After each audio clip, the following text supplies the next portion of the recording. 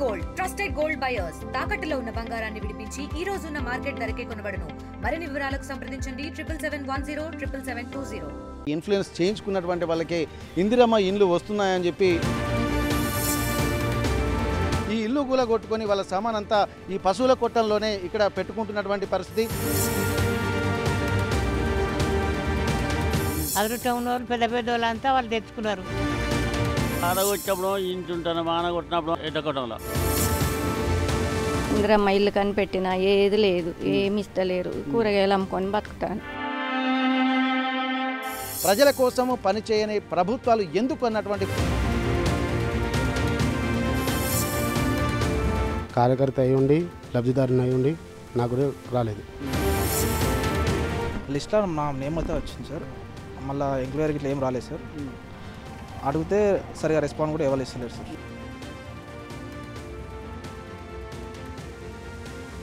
ఇందిరమ్మ ఇల్లు రాకపోవడంతో అనేక మంది అవస్థలు పడుతున్నారు. కొంతమంది ఇందిరమ్మ ఇల్లు వస్తుందన్నటువంటి భరోసాతో తమ ఇళ్లను కూడా కూలగొట్టుకున్నటువంటి పరిస్థితి.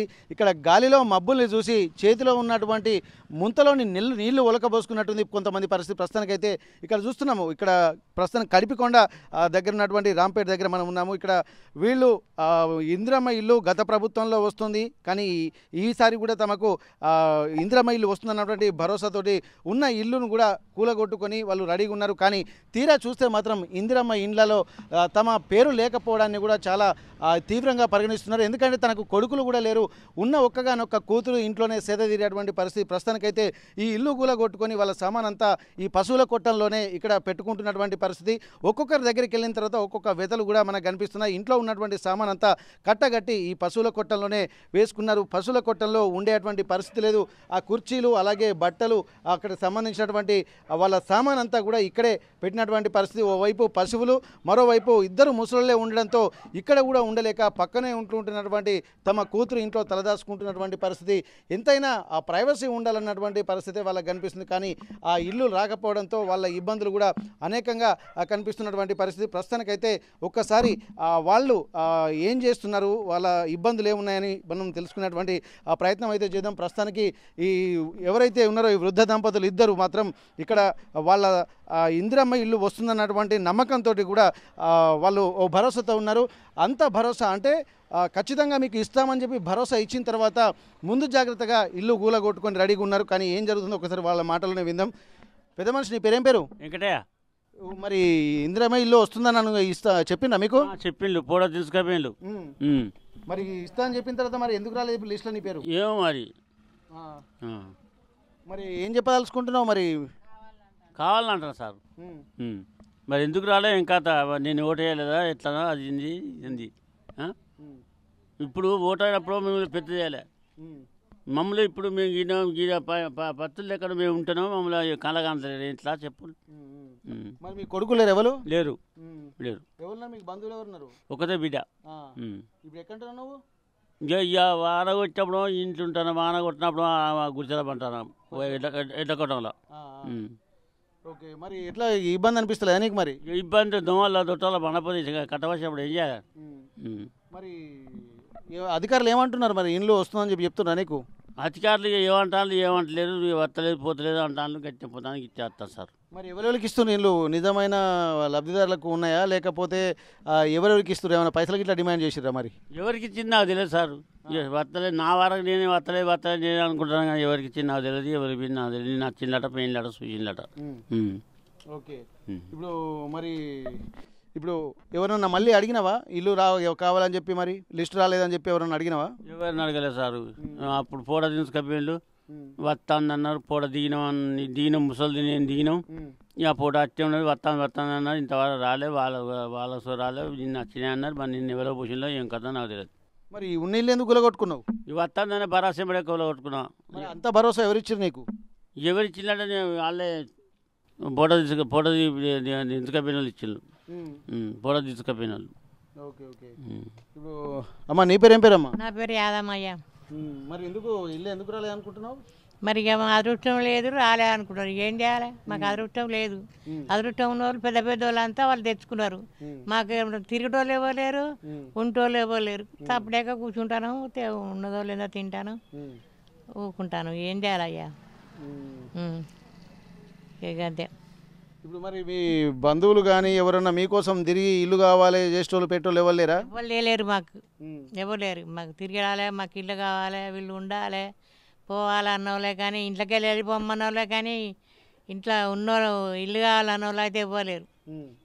ఇంట్లోకి వెళ్ళిపోండి మీరు ఏమన్నా చేసుకుంటారు అన్నోళ్ళే కానీ మా ఇంట్లో ఉండాలి పోవాలి అన్నోళ్ళు లేరు.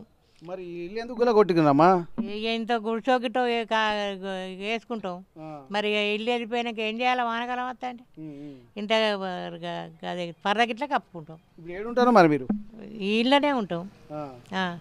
పశువుల కొట్టలో ఉంటారా? ఇక పసల కొట్లలోనే ఉంటాను. ఇక పొద్దాక వాన కొట్టినాడు అందులో, లేకపోతే వీళ్ళని బతిలాడితే గట్ల ఉండిస్తాను అందులో 12 గునిపిస్తాను. ఇది ఊంతురు పడుతుంది, అది పడుతుంది, ఇది పడుతుంది అని అందులో కూడా గునిపిస్తాను, తిడతాను. బిడ్డ మన బిడ్డ అయితే అల్లుడు మన అల్లుడు అయితేరా, బిడ్డ కూడా ఇంకా డబలు. ఇక సూచన మీది మొక్కన మంచిగానే మాట్లాడుతుంది, లోపల అనేది అని అంటుంది. మరి వాళ్ళకు కూడా ఇబ్బందే కదా, ఒక్క ఇంట్లో ఎంతమంది మెసులుతారు? మరి ఏం చేయాలి? ఇక మరి ఇక ఒక ఇంట్లో మెసిలినప్పుడు ఇట్లనే గట్లే కొన్ని రోజులు మెదిలి ఇంత దాబో గివో కప్పుకుంటాం. మరి ఇయ్యనప్పుడు ఏం చేయాలయ్యా? పైసలు మన దగ్గర? పైసలు ఎక్కడ తెచ్చి పెట్టాలి? ఇక్కడ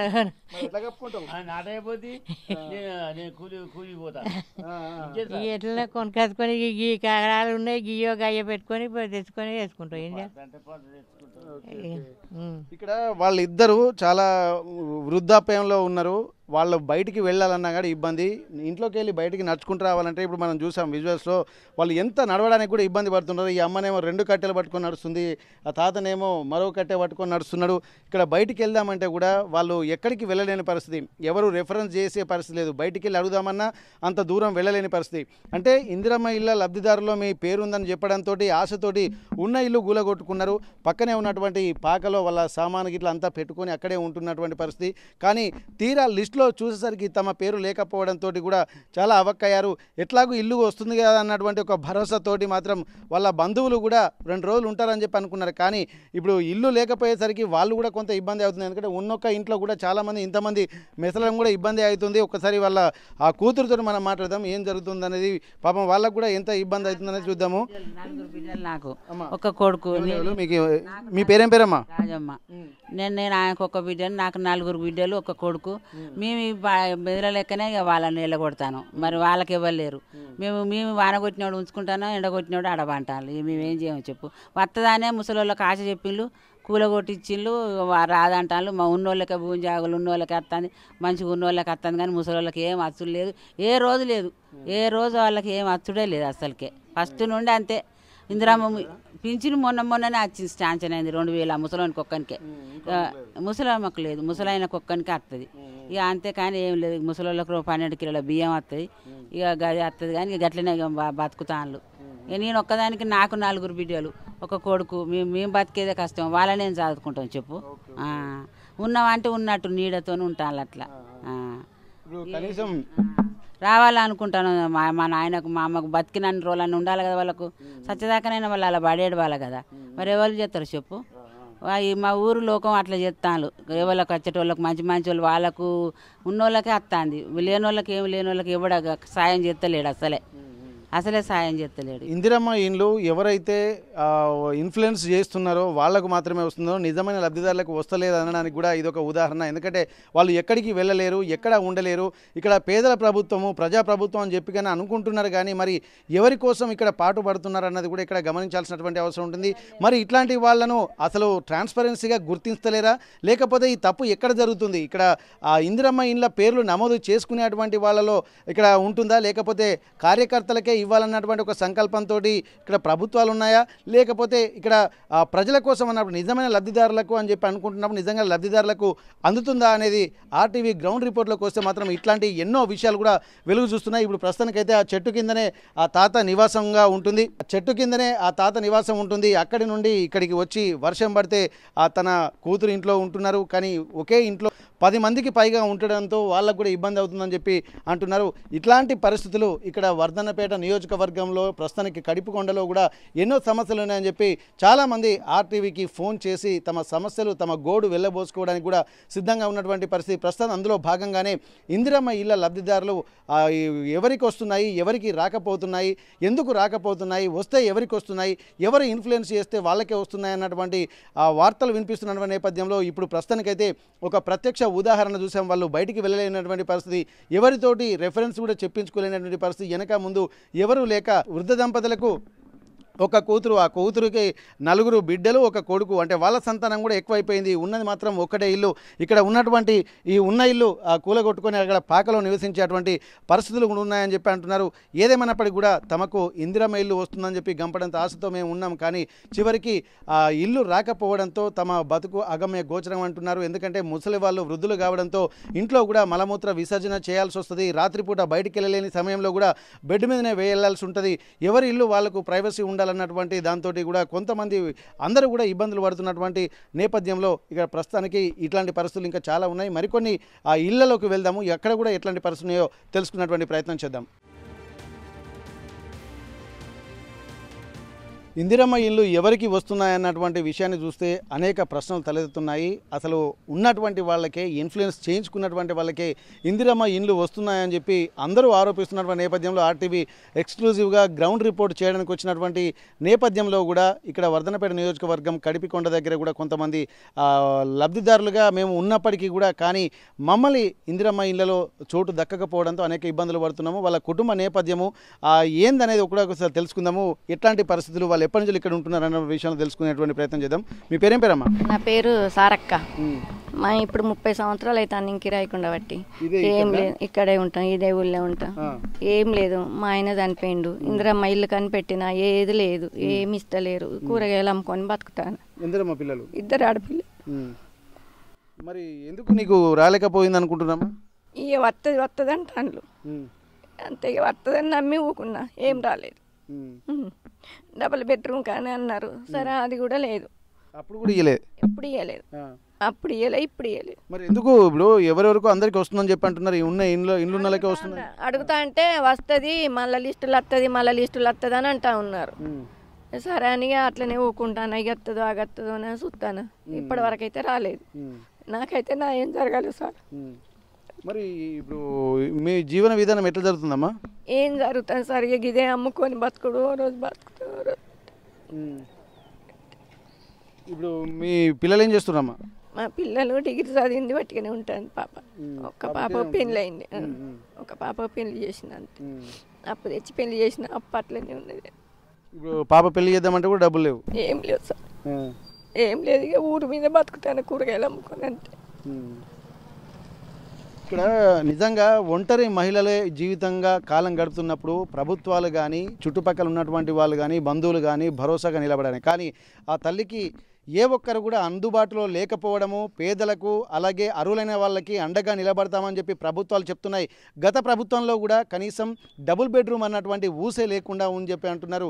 ఇక్కడ ఇప్పుడు ఈ ప్రభుత్వం వచ్చిన తర్వాత కూడా పేదల కోసము, పేదల ప్రభుత్వం, ప్రజాప్రభుత్వం అని చెప్పుకున్న తర్వాత కూడా ఒంటరి మహిళ, భర్త లేడు, 2 ఆడపిల్లలు, ఒకరి అప్పులు చేసి ఒక బిడ్డ పెళ్లి చేసింది, ఇంకో బిడ్డ డిగ్రీ చదివి ఉద్యోగం చేయలేక, ఉద్యోగం రాలేక ఇంటి దగ్గరే ఉంటుంది. కానీ ఆ ఏడుపు చూస్తుంటే కూడా ఒక్కరికైనా కనికరం కలుగుతలేదు అన్నటువంటి ఆ పరిస్థితులు అయితే కనిపిస్తున్నాయి. కానీ ఒక్కరంటే ఒక్కరు కూడా స్పందించినటువంటి పరిస్థితి లేదు.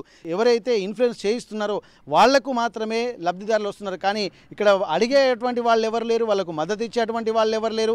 కనీసం ఊరి మీద బతుకుదామన్నా కానీ భరోసా లేకుండా కూరగాయలు అమ్ముకొని బతకాల్సినటువంటి పరిస్థితి తలెత్తిందని చెప్పి ఇక్కడ వాళ్ళు నిజంగా వాళ్ళు ఏడ్చుకుంటూ మాట్లాడుతున్నారు. ఇక్కడ ఇది పరిస్థితి. గ్రౌండ్ లెవెల్కి వెళ్ళిన తర్వాత అసలు ప్రభుత్వాలు ఏ విధంగా పనిచేస్తున్నాయి, ఎవరి కోసం పనిచేస్తున్నాయి, ఎవరికి లబ్ధి చేకూర్చడం కోసం ఈ పథకాలు ప్రవేశపెడుతున్నారన్నది కూడా ఇక్కడ ప్రశ్నార్థకంగా మారుతున్నది. నిజమైన లబ్ధిదారులకు వాళ్ళు అడిగితే మాత్రం వచ్చే లిస్టులో వస్తుంది, నిరంతర ప్రక్రియ అని చెప్పి అనుకుంటున్నారు. కానీ ఆల్రెడీ ఇక్కడ ఆర్టీవీ గ్రౌండ్ రిపోర్ట్లో కూడా చాలా విషయాలు వెలుగు చూస్తున్నాయి.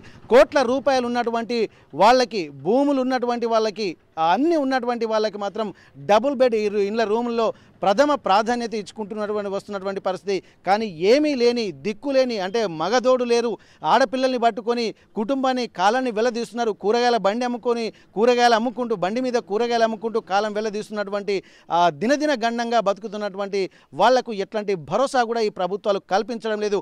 గత ప్రభుత్వమైనా ఈ ప్రభుత్వమైనా వాళ్ళకు ఒక భరోసా కల్పించినటువంటి పరిస్థితులు లేకపోవడంతో కన్నీరు మున్నీరుగా విలపిస్తున్నారు. దిక్కులేని చోట మేము బతకాల్సి వస్తుంది, 30 ఏళ్ల నుంచి ఇక్కడే ఉంటున్నామన్నటువంటి ఒక ఆందోళన ఆవేదన వారి మాటల్లో వినిపిస్తుంటే చాలా హృదయ విదారకమైనటువంటి సంఘటన. మరి ఈ ప్రభుత్వాలు ఇక్కడ ఉన్నటువంటి ఎమ్మెల్యే గారు కానీ ఇక్కడ ఉన్నటువంటి స్థానిక లీడర్లు కానీ కార్పొరేటర్లు కానీ ఎవరి కోసం పనిచేస్తున్నారు అన్నటువంటి ఆలోచనలు కూడా చేయాలి. ఎవరికన్నా మీరు కార్పొరేటర్కి ఏమైనా చెప్పినామా? మీరు ఎవరికి ఏం చెప్పాలి, చెప్తే వస్తాయి మీకు ఇండ్లు వస్తాయి మీకు ఏం లేదు కదా వస్తాయి అని అంటారు కానీ ఇప్పటి వరకు ఏం రాలేదు సార్, ఏం లేదు. ఇక మేము ఆడేడు ఉంటా అంటే వీళ్ళు ఇక అక్కడ ఎందుకు ఉండాలి ఆడపిల్లని పట్టుకొని మా రూములు ఉండాలని ఏదో వాళ్ళు సాయం చేసిండు అట్లా ఉంటా. ఇప్పుడు వీళ్ళు మీకు బంధువులు అవుతారా? ఏమన్నా లేదు వేరే వాళ్ళే సార్, బంధువులు ఎవ్వరు లేరు మాకు. మా ఆయన ఒక్కడే ఎప్పుడో వెళ్ళి వచ్చాడు, ఆయన తాగి చనిపోయిండు. ఇక మాకు నేనే ఇప్పుడు 4 సంవత్సరాలు అయితే నేను చనిపోయి కూడా నాకు నేనే కష్టం చేసుకొని పిల్లలు అప్పు చేసి పెద్ద పెళ్లి చేసిన అప్పుల వాళ్ళు బాగా టైట్ చేస్తాను. చాలా ఇబ్బందిగా ఉంది సార్, నాకు ఒకటి న్యాయం జరగాలి అంతే. ఇప్పుడు రూమ్ రెంట్ ఎంత కడుతున్నావు అమ్మా?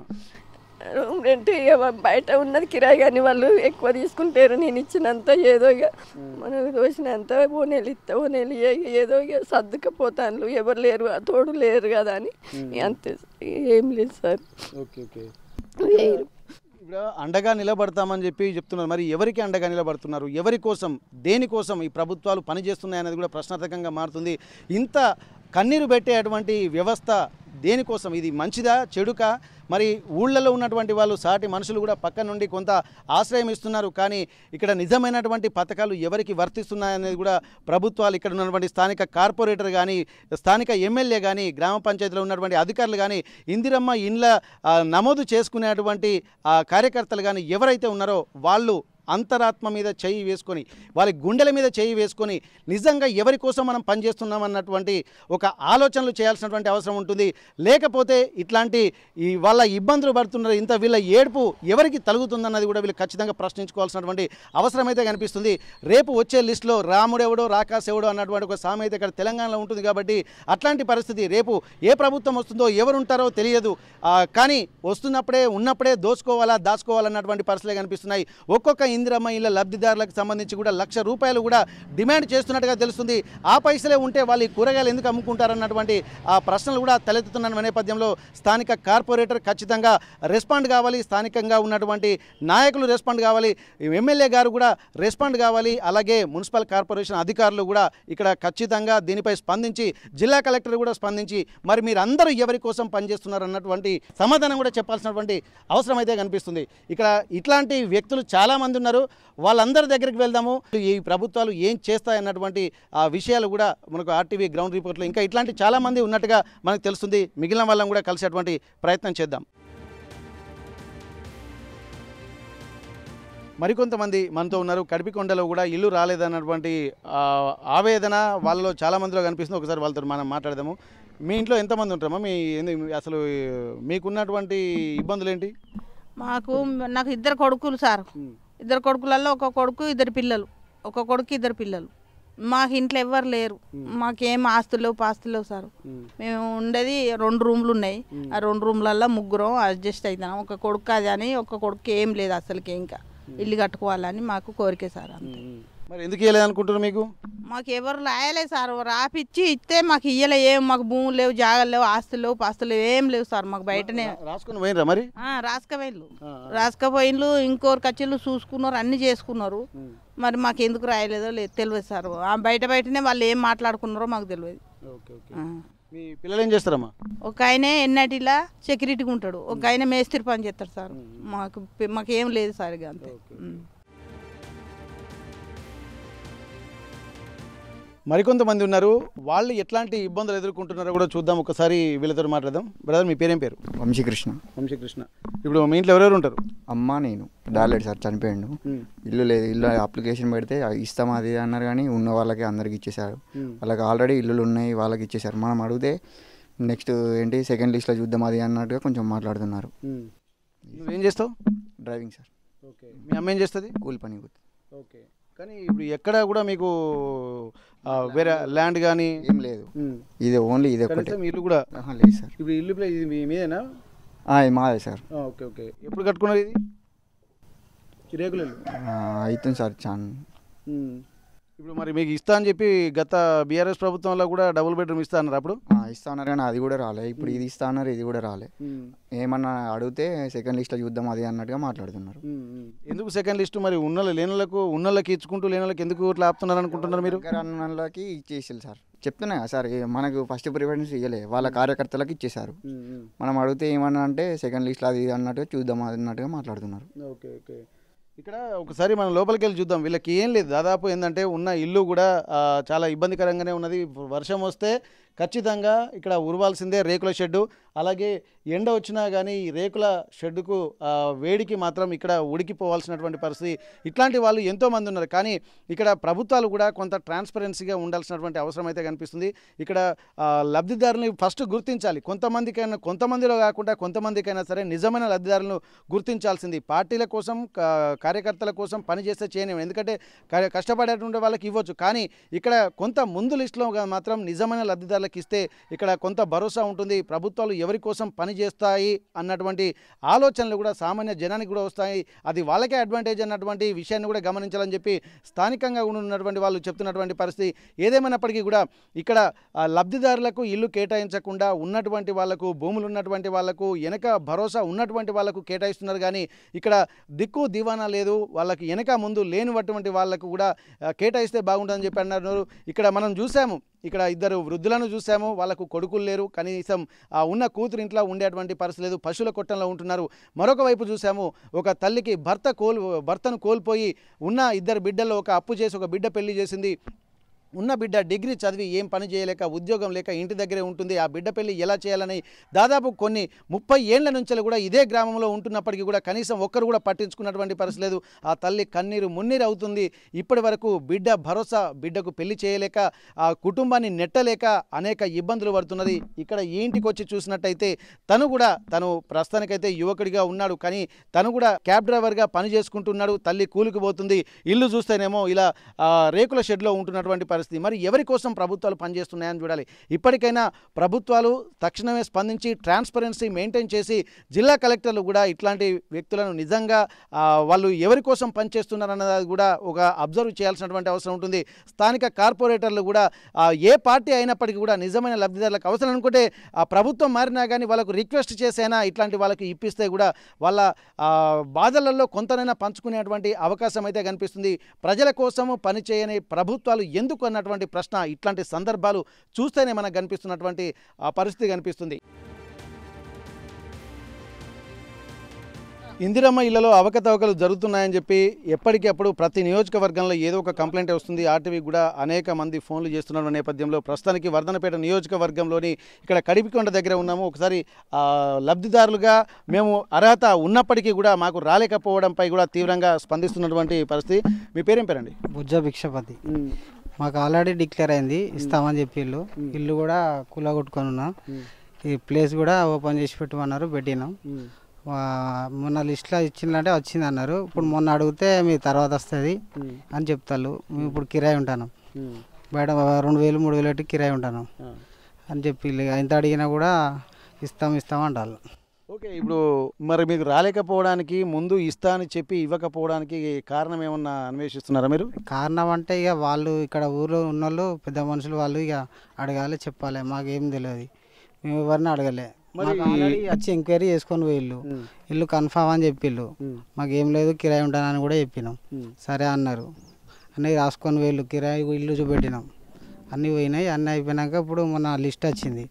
మా పేరు ఎందుకు లేదంటే మీకు తర్వాత ఇస్తాం అది అని చెప్పిళ్ళు. ఇక మేము కూడా సరే అని ఏమనుకున్నాం, సపోర్ట్గా ఉన్నాం. ఇక ఓకే ఓకే. ఇప్పుడు మరి అంటే నిజమైన లబ్ధిదారులకు అన్నీ వచ్చినాయి అనుకుంటున్నారా, లేకపోతే ఉన్నోళ్ళకే ఇచ్చినా అనుకుంటున్నారా? ఇప్పుడు మరి మాకు ఇప్పుడు చాలామంది ఫోన్ చేశారు, మాకు కూడా ఆర్టీవీ నుంచి మీ ఊరు నుంచే చాలామంది ఫోన్ చేసి కూడా అసలు ఒక్కొక్కరికి 4 ఎకరాలు భూములు ఉన్నటువంటి వాళ్ళు ఒక్కొక్క ఎకరం 2.5 కోట్లకు పైన వలుకుతుంది, అట్లాంటి వాళ్ళకు కూడా ఇల్లు ఇచ్చాను అని చెప్పి అంటారు. నిజమేనా అది? ప్రజెంట్ అయితే ఉన్నోళ్ళకే ఇచ్చిళ్ళు, ఒకరో ఇద్దరో లేనోళ్ళకి ఇచ్చిళ్ళు, మిగతా అందరికీ అయితే ఉన్నోళ్ళకే ఇచ్చిళ్ళు. ఓకే, ఈ ఊళ్ళో ఎన్ని ఇండ్లు వచ్చినాయి? మొత్తం 8 వచ్చినాయి. 8? అవును. ఓకే, 8 ఇట్లా ఒక 2-3 లేనోళ్ళు ఉన్నారు, మిగతా అందరికి ఉన్నోళ్ళకే ఇచ్చిళ్ళు. Okay okay. మాకు కూడా ఇక ఇప్పుడు మాకు గుండ భూమి కూడా లేదు, ఉన్నదే ఒక ప్లేసు, ఇంటి స్థలమే. ఇంటి స్థలం అంతే. ఇంటి స్థలం ఉన్న వాళ్ళకే ఫస్ట్ ఇస్తామన్నారు, కిరాయి ఉన్న వాళ్ళకే ఇస్తా అన్నారు, అందరు ఓన్ ఇల్లు ఉన్న వాళ్ళకే ఇచ్చిళ్ళు ఇప్పుడు ప్రజెంట్ అయితే. ఓకే, ఇప్పుడు నువ్వేం చేస్తావు మరి? పని చేస్తా, వెల్డింగ్ పని చేస్తా. నాది కూలి పని నాది. Okay okay.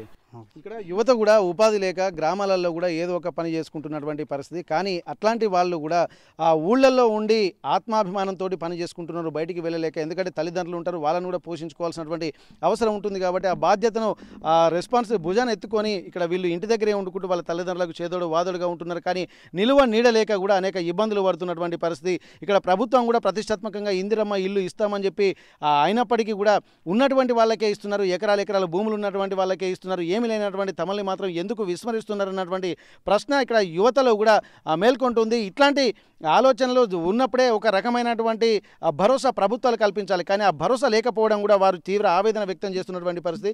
మీరేం చేస్తారు బ్రదర్? నా పేరు రఘు, నేను హాస్పిటల్లో సూపర్వైజర్ చేస్తాను. మాది ఇది రాంపేట గ్రామం, కాజ్బీడ్ మండలం, 40 డివిజన్. అసలు ప్రభుత్వ పథకాలు అంటే ఏంది? పేదవారికి అందాలి, అది మెయిన్. మాకు ఎలాంటి వ్యవసాయ భూములు లేవు, ఏం లేవు, ఖాళీ ఇల్లు జాగా తప్ప. మళ్ళీ నేను కాంగ్రెస్ కార్యకర్తలు మెయిన్ అని చెప్పారు. కార్యకర్త అయి ఉండి లబ్ధిదారుని అయి ఉండి నాకు కూడా రాలేదు. అలా ఉంది ఇక్కడ పరిస్థితి. ఇప్పుడు మరి ఎవరికి ఇచ్చారు? ఇప్పుడు కొంతమంది ఉన్నోళ్ళకే ఇచ్చారని చెప్పి అంటున్నారు, మరి వాళ్ళ పేర్లు ఎందుకు ఇచ్చారనుకోవచ్చు? మరి ఏమైనా ఇన్ఫ్లుయెన్స్ చేయించినటువంటి వాళ్ళకే ఇస్తున్నారా? వాస్తవానికి అసలు ఫస్ట్ నుండి మాకు ఎంక్వైరీ రాలేదు. మేము ఫస్ట్ అంటే అందరం కలిసి ఉండే, తర్వాత నేను రెంట్కి వచ్చేసాను. మా ఇంటి దగ్గరికి ఎంక్వైరీ రాలేదు, ఇవ్వాలి. ఎన్నిసార్లు ఎవరిని అడిగినా వాళ్ళే వేస్తారని చెప్పడం తప్ప ఎప్పుడు ఇలాంటి కరెక్ట్ రీజన్ చెప్పడం లేదు. పోనీ ఇప్పుడు లిస్ట్ వచ్చినప్పుడు మళ్ళీ ఎందుకు రాలేదంటే సెకండ్ లిస్ట్ అని చెప్తున్నారు. అసలు ఏం లేని వాళ్ళకి కార్యకర్త ముఖ్యం అన్నప్పుడు కనీసం కార్యకర్తగా ఇవ్వాలి కదా, అది కూడా లేదు. మరి ఇలా చేస్తే మరి ఎలా ఉంటుంది? అదే ఇక్కడ ఇప్పుడు మీరు చెప్పండి, ఇప్పుడు మీకు ఎందుకు రాలేదనుకుంటున్నారు, ఉన్నటువంటి వాళ్ళకే ఎందుకు ఇచ్చారనుకుంటారు? దీంట్లో ఆంతర్యం ఏంది, దీని మరణం ఏంది అసలు?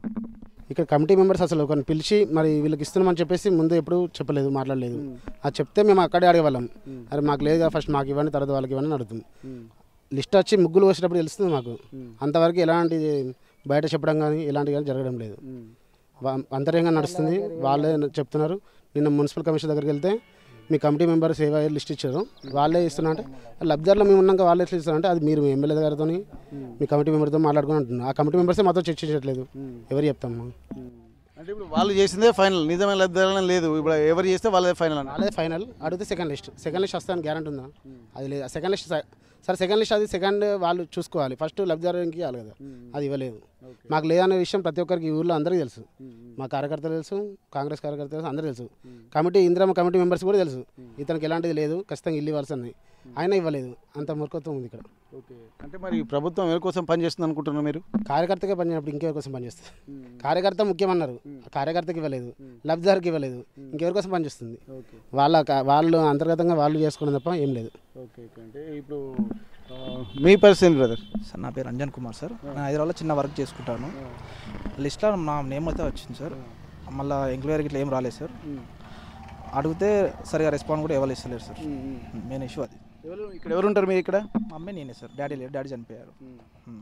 ఓకే, అంటే అమ్మ ఒక్కదే ఉంటాను హైదరాబాద్లో? సార్ హైదరాబాద్లో ఉంటాను. ఇప్పుడు అమ్మ ఎక్కడ ఉంటే కిరాయి ఇంట్లో ఉంటుందా? సార్ కిరాయి ఇంట్లో ఉంటుంది. ఓకే, ఇక్కడ ప్రతి ఒక్కొక్కరిది ఒక్కొక్క సమస్య. ఇక్కడ ఏంటంటే చెప్తున్నారు, ఇక్కడ ప్రభుత్వం అనేది ఇక్కడ అందరి కోసం, నిజమైన లబ్ధిదారుల కోసం పనిచేయాల్సినటువంటి అవసరం ఉంటుంది. కానీ ఇందిరమ్మ ఇళ్ళ కార్యకర్తల కోసం ముందు కేటాయిస్తానని చెప్పినప్పుడు కార్యకర్తలకు రానప్పుడు, ఇటు నిజమైన లబ్ధిదారులకు లేనప్పుడు ఎవరి కోసం ప్రభుత్వం పనిచేస్తుందన్నది కూడా ఒక ప్రశ్నార్థకంగా మారుతుందని చెప్పి ఇక్కడ ఉన్నటువంటి లబ్ధిదారులు, నిజమైన లబ్ధిదారులు మాత్రం ఆరోపిస్తున్నారు. కానీ అట్లాంటి పరిస్థితులు లేకుండా కానీ కేవలం కొందరికి వత్తాసు పలకడం కోసం కొంతమంది మాత్రమే లోపాయికారి ఒప్పందాలతోటి ఇక్కడ ఇందిరమ్మ ఇల్లు తీసుకుంటున్నారు తప్ప నిజమైన లబ్ధిదారులకు రావడం లేదంటున్నారు. ఇప్పటికే మున్సిపల్ కమిషనర్ కూడా కలిసినప్పటికీ కూడా ఇందిరమ్మ ఇల్లు ఎవరైతే ఫైనల్ చేస్తారో వాళ్ళకే కేటాయిస్తామో మా దగ్గరికి వచ్చి కూడా ఉపయోగం లేదని చెప్పి అటు అధికారులు చెప్తున్నారు. మరి ఎవరి కోసం పనిచేస్తున్నారు అన్నటువంటి కోణంలో కూడా ఇక్కడ ఉన్నటువంటి గ్రామస్తులు కడిపికొండ గ్రామస్తులు ఆరోపిస్తున్నారు. దీనిపై కూడా ఖచ్చితంగా ఎమ్మెల్యే గారు అలాగే స్థానిక కార్పొరేటర్లు గారు అలాగే కలెక్టర్ గారు వీరందరూ స్పందించి ఖచ్చితంగా నిజమైన లబ్ధిదారులను గుర్తిస్తే బాగుంటుందన్నటువంటి ఒక విజ్ఞప్తి మాత్రం ఇక్కడ ఉన్నటువంటి గ్రామస్తులు చెప్తున్నటువంటి పరిస్థితి. వర్ధనపేట నియోజకవర్గం రాంపేట గ్రామం నుండి కెమెరా పర్సన్ వంశీతో వెంకటరత్నం, RTV వరంగల్.